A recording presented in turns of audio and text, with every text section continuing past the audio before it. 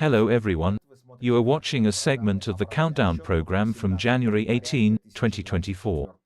Today is Thursday. See all of our programs on Patreon. They are not jammed there.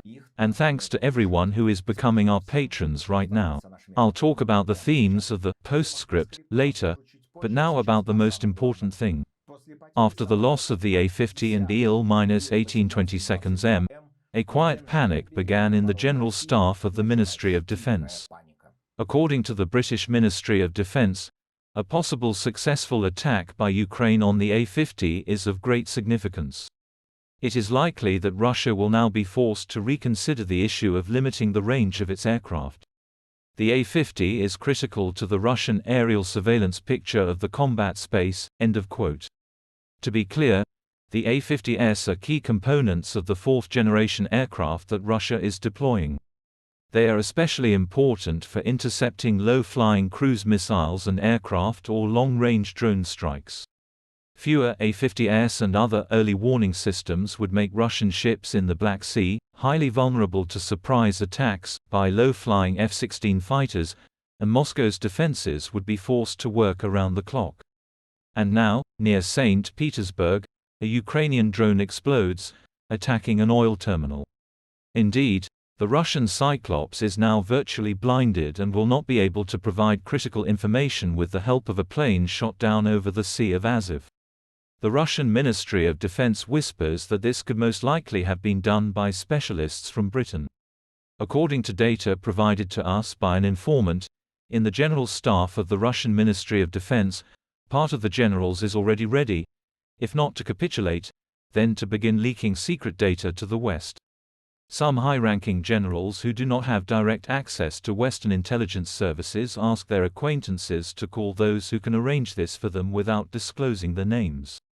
In fact, we are talking about readiness to cooperate with Western intelligence services for the sake of some future preferences. The loss of two strategic aircraft is considered by senior officers and generals of the Russian Ministry of Defense as catastrophic. In recent weeks, there have been clear indications that Moscow was using its A-50 alongside Russia's advanced S-400 and S-500 surface-to-air missile systems, as well as long-range missiles. This is a more aggressive way of using early warning aircraft, creating a very dangerous and lethal combination, Western analysts say. Perhaps the latest A-50 reconnaissance was due to Russian expectations of the F-16 arriving in Ukraine, which would give the Kyiv Air Force more modern avionics and better radars. Moscow hoped to attack the F-16s on the ground and in the air as soon as possible, and the stronger Russian forces and ground defenses were at that point, the better for the Kremlin. British intelligence reports that the Russians have 8 more aircraft similar to the downed A-50. According to other sources, the Russian army has 3 more such aircraft as the destroyed A-50, but even if aviation cannibalism is used, it is unlikely that they will be able to assemble a full-fledged aircraft that could fully replace the lost one. Watch this and other stories in full on Patreon. Become our patrons right now and look further in this program. A report released Tuesday by the American Institute for the Study of War suggested that Putin's recent rhetoric toward the Baltic states is aimed at creating the information conditions for future escalation. The Russians are already jamming GPS signals in Poland, Finland and Estonia. The United States launched its 4th series of strikes against the Houthis in Yemen. And Pakistan hit several targets on Iranian territory. More and more countries are being drawn into the orbit of the Middle East war. To reduce the threat posed by Russians and Belarusians, Estonia wants to rewrite the constitution. Watch in the program, Postscript. The unrest in Bashkortostan caused a wave of unhealthy optimism.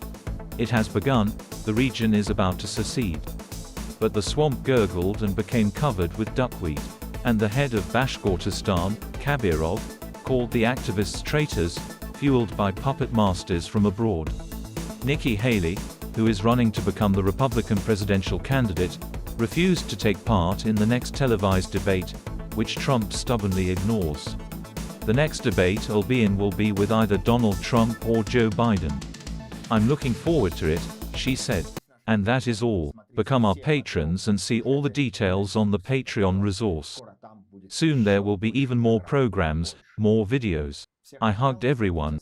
We will meet you tomorrow on Friday Live. Glory to Ukraine.